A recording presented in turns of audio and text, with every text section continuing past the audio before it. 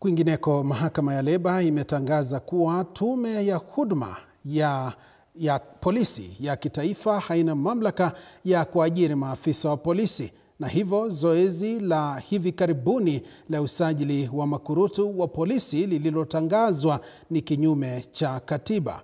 Jaji Helen Wasilwa katika uamuzi wake alitoa uamuzi kuwa ajira, mafunzo, majukumu na kusimamishwa kazi kwa maafisa ya polisi ni jukumu la idara ya polisi pekee na sio ya idara yoyote. Mahakama ilibaini kuwa tume ya huduma ya polisi sio idara ya kitaifa ya usalama kama ilivyofafanuliwa katika katiba, na hivyo haina mamlaka ya kikatiba ya kutekeleza majukumu ya usajili. Mahakama ilitangaza kuwa mchakato wowote wa usajili uliotangazwa au kuanzishwa ni kinyume cha katiba na kutoa amri inayozuia tume ya huduma ya polisi kufanya usajili wowote, mafunzo au kusimamishwa kazi kwa maafisa wa polisi.